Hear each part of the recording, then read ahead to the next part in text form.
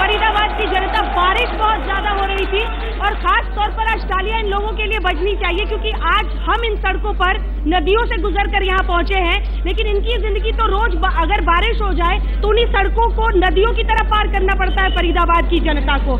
इसके अलावा अगर पूरे फरीदाबाद की बात करें तो शायद जिस तरह से गुड़गांव या रोहतक चमके हैं वो चमक फरीदाबाद से बहुत दूर रह गई है। इसी पर हम करेंगे चर्चा क्योंकि जहांगीर के खजांची थे फरीद, जिनकी वजह से ये शहर का नाम फरीदाबाद पड़ा, लेकिन आज कांग्रेस यहाँ पर राज में है, लेकिन वो फरियादी क्या उस तरह से अपनी बातें मनवा पाता है नेताओं से? यही सवाल आज हम पूछेंगे। जो खास मेहमान हमारे साथ यहाँ पर मौजूद है, आपका परिचय उनसे करा दें। हमारे साथ सतबीर डागर साहब कांग्रेस पार्टी का पक्ष रखने के लिए जुड़े हैं। अवतार सिंह भडाना साहब, आपके सांसद साहब तैयार नहीं हुए आने के लिए, लेकिन आप ही से वो सवाल जानने की कोशिश करेंगे और उसका जवाब जानेंगे। हमारे साथ बीएसपी की तरफ से राजेंद्र शर्मा जी मौजूद है, प्रत्याशी है वो। आर.के. आनंद साहब आईएलएलडी की तरफ से इस बार उम्मीदवार है, उनका भी स्वागत कीजिए तालियों से। और हमारे साथ किशन पाल गुर्जर साहब बीजेपी के उम्मीदवार हैं, उनका भी स्वागत है इस पूरे शो में। कम से कम इनकी तालियों से स्वागत तो कर दीजिए क्योंकि हम सब सवालों की शुरुआत करेंगे।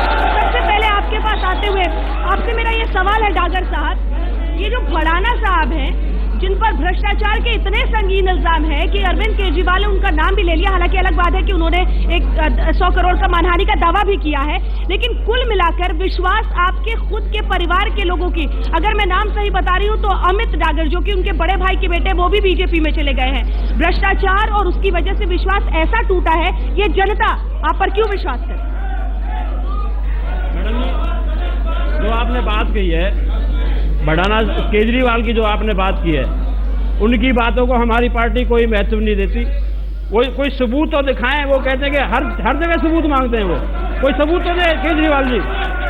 दूसरी बात, हर आदमी की बड़ा परिवार है भडाना साहब का, हर आदमी की महत्वाकांक्षा हो सकता है कि उनकी कोई मजबूरी हो। आम आदमी की महत्वाकांक्षा का ख्याल रखना तो आपका काम है। आज सड़कों से गुजर कर पहुंचे आप यहाँ पर, मैडम बिल्कुल पानी भरा है सड़कों पर, ये देखा आपने? आप ये देखिए कंटिन्यूअस जो बेमौसम बरसात हो रही है, उसका परिणाम है मैडम। आप बरसात होने के तुरंत बाद आपका प्रोग्राम शुरू हुआ है। चलिए ठीक है, बीजेपी क्या प्रत्याशी है? भ्रष्टाचार सबसे संगीन इल्जाम लग रहा है, भ्रष्टाचार सबसे संगीन इल्जाम कांग्रेस पार्टी पर लग रहा है। अगर मैं आपसे पूछूं तो ये हंसा ट्रांसपोर्ट किसका है? कोई ट्रांसपोर्ट नहीं है, लेकिन भ्रष्टाचार, कांग्रेस का नाम ही भ्रष्टाचार है। आप उन पर इल्जाम लगा रहे हैं, हम आपके बारे में सवाल पूछ रहे हैं। ये हंसा ट्रांसपोर्ट किसका है? परिवहन मंत्री जब आप थे और 1 रुपए के प्रॉफिट पर से बसें चलती थी, तो किसका था राज? मेरी कोई ट्रांसपोर्ट ही नहीं है, बताइए कहाँ ट्रांसपोर्ट है मेरी? हंसा ट्रांसपोर्ट से आपका कोई लेना देना? कोई लेना देना नहीं है, कोई ट्रांसपोर्ट है ही नहीं। चलिए ठीक है, इसका जवाब जनता लेगी, लोगों के सवाल लेंगे। आगे आनंद साहब, एक स्टिंग था जिसने बहुत लंबे वक्त तक आपका पीछा किया, आप पर यहाँ की जनता क्यों विश्वास करे? जवाब दीजिए। एक स्टिंग BMW केस का एक स्टिंग जिसने लंबे वक्त तक आपका पीछा किया, जनता क्यों विश्वास करे आप पर? क्या कहेंगे कि आपकी वजह से आपके लिए लोग वोट डाले यहाँ पर अपनी तरफ से? My scheme is there should be redevelopment of industrial area, flyover right from Fatehpur till Kosi. हाँ, then the amount which have been spent by Faridabad की जनता को तो हिंदी में समझाइए, यहाँ भी अंग्रेजी बोलिएगा तो कैसे चलेगा? हम चाहते हैं इंडस्ट्रियल एरिया का रीडेवलपमेंट करना, हम चाहते हैं फ्लाईओवर बनाना दिल्ली से लेके कोसी तक, ताकि पब्लिक को दिक्कत नहीं हो। मैं चाहता हूँ रिंग रेलवे बनाना मेट्रो से जोड़ के, ताकि फरीदाबाद की जनता आसानी से जा सके। चलिए शर्मा साहब जल्दी से आपकी तरफ से क्या ऐसा है जिसकी वजह से जनता आपके लिए वोट करे? क्या ऐसा आपके पास है जिसकी वजह से जनता वोट करे? आज से हिंदुस्तान में 66 सालों से कांग्रेस और बीजेपी ने राज किया है। इन लोगों का वोट लेकर इनका शोषण किया है। यदि कांग्रेस पार्टी और भारतीय जनता पार्टी 1% भी आज विकास का काम करती, आज कम से कम 66% विकास हो जाता। मैंने 622 गांवों में दौरा किया है और 622 की गांवों की दुर्दशा देखने को मिलती है। वहाँ लोग तरस रहे हैं, वहाँ लोग प्यासे हैं, पानी नहीं है। कुछ लोगों के सवाल, अब मैं कुछ लोगों के सवाल लेना चाहती हूँ। मैं चाहती हूँ फरीदाबाद की जनता अपने सवाल पूछिए। क्या सवाल पूछिए? मैं ये पूछना चाहता हूं कि आज पिछले 9 साल से हरियाणा के अंदर कांग्रेस की सरकार है और पिछले 7 साल से मैं नगर निगम में पार्षद हूं। मेरी मदर इस बार पार्षद है, पहले मैं पार्षद हूं। फरीदाबाद के अंदर 1947 से आज तक थोड़ी सी भी बारिश हो जाए उसकी निकासी का आज तक चाहे कांग्रेस की सरकार में कितने मंत्री रहे, अवतार सिंह भडाना सांसद रहे, आज तक कभी भी पानी की निकासी के लिए फरीदाबाद के लिए कुछ नहीं पास कोई जवाब नहीं, उन्होंने समझा दिया कि बहुत बारिश हो रही है, उनके हाथ के बाहर की चीज है। एक सेकंड। हरियाणा में फरीदाबाद औद्योगिक राजधानी माना जाता था, लेकिन 20 साल से कोई भी मदर यूनिट यहाँ पर नहीं आई है। 10 साल से लगातार सांसद ये वादा करते रहे हैं और कोई विकास यहाँ नहीं हुआ है। इंडस्ट्री का बहुत बुरा हाल है, उद्योग का बहुत बुरा हाल है। उद्योग पर जवाब लेंगे। किसान, मैं नहर पार ग्रेटर फरीदाबाद किसान संघर्ष समिति की तरफ से कार्यकारी अध्यक्ष हूँ। भूपेंद्र सिंह हुड्डा ने किसानों की 5000 एकड़ जमीन को मात्र 16 लाख रुपए में अधिग्रहण कर लिया। भारत देश के अंदर कहीं भी 315 रुपए के गज के हिसाब से जमीन नहीं है। किसान भुखमरी के कगार पे, उनको लूटा जा रहा। किसान आंदोलन कर रहे हैं 5 साल से। अब इस कांग्रेस सरकार को जाने का वक्त हो गया है। ठीक है, जमीन अधिग्रहण और उद्योग से लेकर जल्दी से एक सवाल यहाँ पर पूछना चाहते हैं। जी अब देखो, अब की बार हम कांग्रेस और बीजेपी को छोड़ के बीएसपी को वोट देंगे। हम आपसे पूछ रहे हैं, सवाल पूछिए, किसको वोट देंगे मत बताइए, क्या सवाल है आपका? सवाल यह कि हमने कांग्रेस और बीजेपी दोनों देख लिए, इन्होंने कुछ करके नहीं दिखाया। कृष्णपाल जी मैं एक सवाल पूछता हूँ। हम वोट करेंगे बीजेपी को, कृष्णपाल को, लेकिन आगे जो हमारे यहाँ रेवेन्यू फरीदाबाद सबसे ज्यादा देता है वो रेवेन्यू फरीदाबाद में लगना चाहिए, ना कि हिसार, रोहतक, सिरसा। इस बात में कितनी सच्चाई है? इनका ये आरोप है कि सारा का सारा हुड्डा साहब ने दीपेंद्र हुड्डा के रोहतक में इन्वेस्ट कर दिया, फरीदाबाद को आप लोगों ने अधूरा छोड़ दिया, उद्योग यहाँ पर बंद हो रहे हैं, और इसके साथ ही उनका कहना है जमीन अधिग्रहण को लेकर बहुत सारी शिकायतें हैं किसानों की, वो भुखमरी की कगार पर है। जवाब दीजिए। मैडम जी, जो ये बीजेपी वालों की बात है बिल्कुल कोरी बकवास है, बेबुनियाद बातें हैं। IMT फरीदाबाद को दिया है 1500 एकड़ के अंदर, और हरियाणा की अधिग्रहण पॉलिसी पूरे हिंदुस्तान के अंदर सराही गई है। इसकी बात पे बात करते हैं। कब गए थे आप रोहतक? पिछली बार कब गए थे रोहतक? कब गए थे आप पिछली बार? मैडम मैं आपको बताता हूँ, फरीदाबाद की बात है। मैं आपसे सवाल पूछ रहा हूँ, मैं बताता हूँ आपको। रोहतक और फरीदाबाद में फर्क दिखता है आपको? मैं वही आपको जवाब दे रहा हूँ। हाँ, यहाँ पे मेडिकल कॉलेज यहाँ पे आया, टेक्निकल यूनिवर्सिटी यहाँ पे बात कर रही हूँ। आप मेडिकल कॉलेज पे अटके हैं। सड़कों की हालत देखिए आपने। मैडम 600 करोड़ रुपया, जरूरतें 600 करोड़ रुपया यहाँ पे लगाया नगर निगम और हुड्डा ने सड़कों के ऊपर। इधर से सवाल है। मैं जो है कांग्रेस और बीजेपी दोनों से, हमारे यहाँ IMT की जमीन हुई, कांग्रेस ने सिर्फ 16 लाख मुआवजा दिया। किसान जब वहाँ मुआवजे पे बैठे रहे तो बीजेपी के प्रदेश अध्यक्ष 4 महीने तक धरने पे ना गए, क्योंकि भूपेंद्र हुड्डा के वो डीलर थे। दिल्ली भगत। और जबकि आज के MP ने, आज अवतार बढ़ाना ने ये कहा था 5 साल हमारे रहमो करम पे मोदी का 30 मार का राज, क्यों ना उसका जवाब दिया?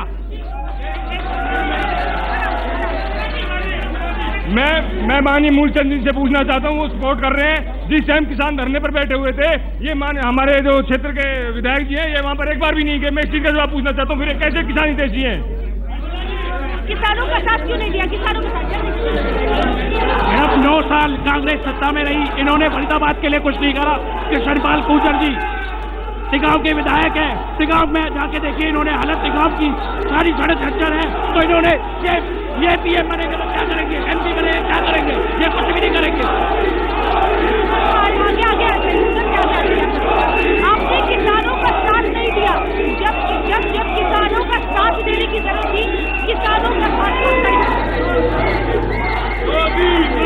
जब किसानों का साथ देने की जरूरत थी, आपने किसानों का साथ नहीं दिया। ये चीज का मैं ये कह रहा हूँ, माननीय राजनाथ सिंह प्रदेश राष्ट्रीय अध्यक्ष है, किसानों के लिए धरने में वो आए, वो मुंडेरी भी गए, वो खेड़ी किला भी आए, किसानों के साथ धरने में राजनाथ सिंह बैठे, कृष्णपाल गुर्जर बैठा। और जहां तक ये लोग हैं, ये लोग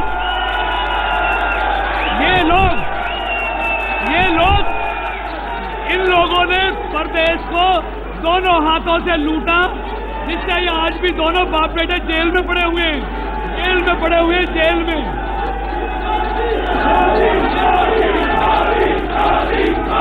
राजस्थान को डर किस बात का है? एंटी इनकम्बेंसी से डर रहे हैं। 2004, 2009 3 बार जीते हुए यहाँ सामने तीनों पार्टियों के उम्मीदवार आए, मदाना साहब क्यों नहीं आए? कहा गया उनकी पत्नी आएंगी, फिर वो भी नहीं आई। नहीं मैडम, ऐसा नहीं है कि वो नहीं आए। मैं प्रदेश किसान कांग्रेस का संयोजक हूँ, प्रदेश कांग्रेस कमेटी का मेंबर हूँ। मैं पिछली मीटिंग में भी मैं गया हूँ, ऐसा नहीं किया है। लड़ना है, जो उम्मीदवार है, जो सांसद बनेगा, वो सवालों का सामना करेगा। मैडम व्यस्त तो होने के कारण वो नहीं पहुँच पाए। उनको आना था। मैं आपके आने के 5 मिनट बाद मैं स्टेज पे चढ़ा हूँ उनका इंतजार करके। चलिए, उनका जो आरोप है ये लगाइए, किसानों को लेकर जिस तरह से लोगों में असंतोष है, जमीन अधिग्रहण में जो अन्याय का सवाल है, उसका क्या जवाब? मैडम, बीजेपी के पास, चौटाला के पास कोई मुद्दा नहीं है सिवाय किसानों को बरगलाने के। जो हुड्डा साहब ने किसानों के लिए काम किया है, प्लॉट उनको दिए गए IMT के अंदर, जिनकी जमीन किसानों की एक्वायर हुई है, सरकार ने उनको प्लॉट दिए हैं, उनको नौकरी का वायदा किया है, सस्ते दर पे उनको प्लॉट दिए गए हैं फरीदाबाद के अंदर। लेकिन अगर एक हाईवे की हम बात करें, जो KMP हाईवे है, 7 डेडलाइन उसके पार हो गए हैं, लेकिन अभी तक उस पर काम नहीं हुआ है। KMP हाईवे पर काम क्यों नहीं हो रहा? आखिर ये भ्रष्टाचार नहीं है तो क्या? KMP का मैडम जो DS कंपनी जो कर रही थी उसको ब्लैक लिस्टेड कर दिया गया है, उसके टेंडर मंगाए जा रहे हैं। तो ये चुनाव प्रक्रिया पूरी होने के बाद ही उसका काम चलेगा मैडम। काम नहीं कर पाना और नाकामी को R.K. आनंद साहब, ये जो मोदी साहब की बहुत यहाँ पर नारेबाजी हो रही है, ये क्या बताता है आपको? आप तो राजनीति को बहुत करीब से समझते हैं, जो मोदी के नाम के नारे लग रहे हैं, इसका क्या मतलब है? आप यहाँ अपने बंदे बढ़ दो और मोदी के नारे लगा दो। INLD वाले भी उतने ही दिख रहे हैं जिन्होंने आपकी तरह ये हरी पट्टी डाली। हमारे आदमी भी हैं, बीजेपी के भी आदमी हैं, बीजेपी के आदमी ज्यादा संख्या में हैं, उनको शोर में जाने की आदत है। आज मुद्दा आपका फरीदाबाद के बारे में है, उसके बारे में सवाल पूछिए, हम जवाब देते हैं। बताइए, आपको फरीदाबाद में ऐसे कौन सी जादू की छड़ी है? क्योंकि 2 विधायक तो आपके भी हैं यहाँ पर, लेकिन कुछ नहीं कर पाए हैं अपने अपने इलाकों में। 4 है कांग्रेस के, लेकिन 2 विधायक तो INLD के भी। देखिए, इंडियन नेशनल लोकदल को तो कभी मौका मिला ही नहीं। आज पहली बार कोई पढ़ा लिखा इंसान यहाँ आया है इलेक्शन लड़ने के लिए। ये दोनों जो नेता हैं, इनकी आप क्वालिफिकेशन देख लो, जिन्होंने कभी आज तक पार्लियामेंट में क्वेश्चन नहीं उठाए। आज 15 साल बीजेपी का राज रहा, 15 साल कांग्रेस का राज रहा, 30 साल में कोई डेवलपमेंट नहीं हुई, एक सवाल पार्लियामेंट ने पूछा।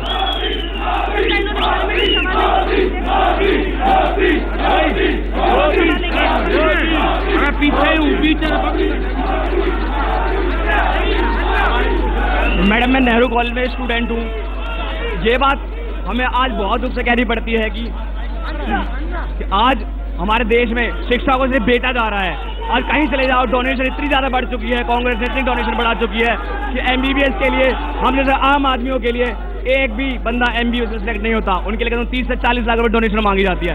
हम R.K. आनंद जी को इसलिए वोट देंगे क्योंकि वो पढ़े लिखे हैं और वो हमारी समस्याओं का समाधान निकालेंगे।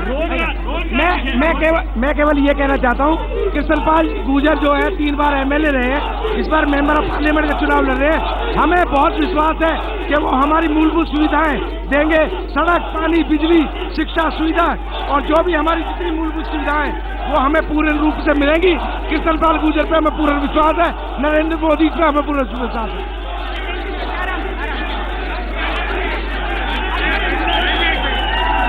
कृष्णपाल जी से एक मेरा सवाल है, हम वोट बीजेपी को करेंगे, फरीदाबाद का रेवेन्यू का पैसा फरीदाबाद में ही लगना चाहिए, हिसार रोहतक जीत नहीं जाना चाहिए। फरीदाबाद को सोमनाथ के मंदिर की तरह लूटा है, फरीदाबाद को सोमनाथ का मंदिर की तरह जो खजाने जितना टैक्स होता है, जो हालत शहर की है, बर्बाद कर दिया। कोई फैक्ट्री नहीं आई, बर्बाद तमाम भारत के लोग रहते हैं। भड़ाना जी से मेरा सवाल है कि भड़ाना जी 5 साल 10 साल तक सोते हैं और चुनाव के टाइम में रोते हैं और पत्थर चुराने से उनको फुर्सत नहीं है, सिर्फ खाने चल रही है और पत्थर ही चोरी करते हैं। और आज तक 16 करोड़ रुपए मिलता है MP को, लेकिन उसमें से 5 साल के अंदर 3 करोड़ 70 लाख रुपए इन्होंने खर्च किए। किसी भी उसमें जाके लोकसभा क्षेत्र में आज तक नहीं गए, सिर्फ सोते रहते हैं। मैं बताना चाहूंगा खिलाड़ियों के लिए जितना ओम प्रकाश चौटाला, ताऊ देवीलाल जी ने करा, इतना किसी ने नहीं करा। जो सोनीपत में साई सेंटर है उसमें तो सुशील योगेश्वर दत्त मेडल लेकर आए हैं, असली मेहनत उनकी वहां से है। और ओलंपिक में बॉक्सिंग के अंदर विजेंदर और जितने भी हमारे भारत के बड़े बड़े वो निकले हैं, सारे स्टार सारे ताऊ देवीलाल और ओम प्रकाश चौटाला जी की देन है। बहुत ही अच्छे भड़ाना साहब सोते रहते हैं, जब चुनाव का वक्त आता है तो पहुंच जाते हैं जनता के बीच में, ये सीधा आरोप है। भड़ाना साहब सोते रहते हैं, काम नहीं करते, जब चुनाव का वक्त आता है तो पहुंच जाते हैं। मैं ऊपर आ रही, जवाब दीजिए। मेरी सभी भाइयों से जरा शांति रखोगे तो फायदा रहेगा। मैडम जी, भड़ाना जी मेडिकल कॉलेज यहाँ लेके आए, बदरपुर का फ्लाईओवर यहाँ लेके आए, मेडिकल कॉलेज यहाँ पे लेके आए, IMT यहाँ पे लेके आए, 6 फ्लाईओवर ROB बनवाए। डोनेशन क्यों देना पड़ता है 30-40 लाख? वो बच्चा क्या बता रहा था? डोनेशन नहीं, डोनेशन की बात बिल्कुल करते हैं। YMCA यहाँ टेक्निकल कॉलेज सरकार का, उसमें कोई डोनेशन नहीं है, बिल्कुल गलत बात। फरीदाबाद के अंदर 90 सोन बस्तियां हैं। जब बीजेपी की सरकार बंसीलाल के साथ थी, उस टाइम यही मिनिस्टर थे, ट्रांसपोर्ट मिनिस्टर। सारी बस्तियों की मूल समय इन्हीं व्यक्तियों ने बंद करी थी।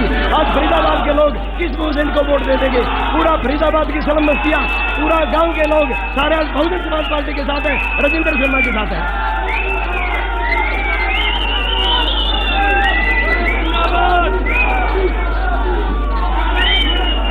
कुछ महिलाओं पर आप लोगों को सवाल पूछना है कुछ? मेन तो ये जो महंगाई बढ़ रही है, देश में जो भ्रष्टाचार है, मेन कारण ये है कि आज महिलाओं का रसोई का ये बजट पता है, उसकी वजह से अब ये नेता बताए कि उस महंगाई को कैसे कम करेंगे और भ्रष्टाचार को कैसे खत्म करेंगे। हम कांग्रेस को बहुत चांस दे चुकी है पब्लिक, हम चाहते हैं इस बार मोदी सरकार को चांस दे ताकि देश में कुछ तरक्की हो सके। कांग्रेस और इन लोगों ने, चौटाला ने इसको फरीदाबाद को फकीराबाद बना दिया। अब बीजेपी की सरकार आएगी, किशनपाल गुर्जर आएंगे। सवाल पूछिए, सवाल। ये एशिया के मानचित्र में मैडम मेरे 2 क्वेश्चन है। First is for law and order. 15-15 लोग आके 1 नंबर मार्केट में एक दुकानदार को मार के चले जाते हैं, मंत्री जी की फोन आती है, FIR नहीं दर्ज होती। First thing. अनदर थिंग, 10 साल पहले ये इस नगरी में अनेकों यूनिट थे, लोग काम करने के लिए यहाँ आते थे। आज I am a chartered accountant, I am a semi qualified chartered accountant and मुझे 70 किलोमीटर दूर जाके काम करना पड़ता है। देन मैं इसको कहाँ से डेवलपमेंट बोलूँ? 2 question, law and order and jobs, ये नहीं आई। 10 साल में गांव बन चुका है, फरीदाबाद शहर नहीं गांव बन चुका है पूरा। मैं ये कहना चाहती हूँ कि कांग्रेस और बीजेपी आरक्षण कब खत्म करेगी? 10 साल के लिए आरक्षण हुआ था, कांग्रेस और बीजेपी आरक्षण को कब खत्म करेगी? आरक्षण से देश में इतना नुकसान हो रहा है। मेरे ये क्वेश्चन है।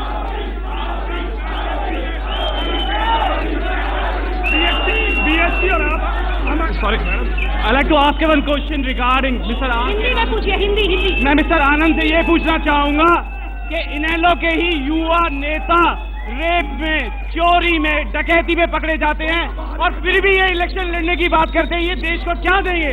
ये सवाल बहुत लाजमी है, ये सवाल बहुत जरूरी भी है और इसीलिए ये सवाल पूछेंगे आनंद साहब आप।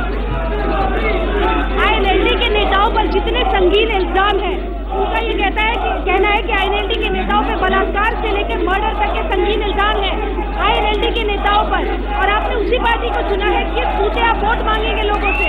आप नए लोग हैं, युवा है, उन्हें भ्रष्टाचार और अपराध से मुक्ति चाहिए। कोई इल्जाम नहीं है हमारे बारे में, हमारे किसी पार्टी के नेता के खिलाफ इल्जाम नहीं है। इल्जाम है इन दोनों के खिलाफ है। अध्यक्ष से लेकर उनके कई लोगों पर I cannot hear your question. आवाज सुनाई नहीं दे रही, मैं जवाब क्या दूं आपको? मैं तो आपको ठीक के सवाल पूछ रही हूँ। सवाल ये है कि आपके नेताओं पर बहुत संगीन इल्जाम है, हर तरह के अपराध के, भ्रष्टाचार से लेकर नीचे, कैसे मांगेंगे? ये मैटर अपील में पेंडिंग है, हाईकोर्ट में बहस चल रही है। जब तक हाईकोर्ट में जजमेंट फाइनल नहीं, जब तक हाईकोर्ट का फैसला पूरा नहीं आता, आप उसको फाइनल नहीं कह सकते। इतने शोर में बहस नहीं हो सकती, प्लीज थोड़ी सी शांति बनाए रखिए, कोई सुन नहीं पा रहा, प्लीज। उनका ये कहना है, लोगों का ये सवाल है, जो इनका सवाल था, लॉ एंड ऑर्डर। अपराध इतना ज्यादा है कि कोई किसी दुकान वाले को पीट देता है, पुलिस सुनती नहीं, FIR दर्ज नहीं करती। अपराध पूरे NCR के अंदर फरीदाबाद एक डिस्ट्रिक्ट मात्र ऐसा है जहाँ पे अपराध रेट बहुत कम है। सबसे कम अपराध फरीदाबाद के अंदर है। लॉ एंड ऑर्डर की कोई प्रॉब्लम नहीं है मैडम। सहमत हो, इस बात से सहमत हो? ये आपकी बात से सहमत हो? क्या चीज? उनका कहना है कि बिल्कुल ठीक है। लॉ एंड ऑर्डर मैडम, आप है ना 1 नंबर मार्केट में किसी से ही पता कर लीजिए, हर हफ्ते एक व्यापारी पिटता है, लेकिन कोई भी FIR नहीं होती। दूसरी चीज, जब हम जाके शोर मचाते हैं तब जाके रात को 2 बजे FIR होती है। ये कहाँ का लॉ एंड ऑर्डर है? और मैडम दूसरी चीज, जितने भी मार कुटाई होती है, सारी की सारी गाड़ियों पे कांग्रेस के झंडे लगे होते हैं, उसका आज तक किसी ने जवाब नहीं दिया। जवाब दीजिए। जो मार पिटाई करने वाले लोग आते हैं उनका कहना है कि कांग्रेस पार्टी के झंडे लगे होते हैं। क्या राजनीतिक गुंडागर्दी फरीदाबाद में चरम पर रही है? क्या आप इसको बिल्कुल नकार देंगे? ईमानदारी से बोलिएगा। मैडम बिल्कुल ईमानदारी की बात है। ये एक सबूत कहीं दिखाएं कि कांग्रेस पार्टी का कोई पदाधिकारी झंडा कोई लगा सकता है। कांग्रेस पार्टी का कोई पदाधिकारी की इस में संलिप्त नहीं है, किसी की भी मिली भगत है, कोई झगड़े में शामिल नहीं। ये लोग जो आम लोग हैं ये ऐसा क्यों कह रहे हैं?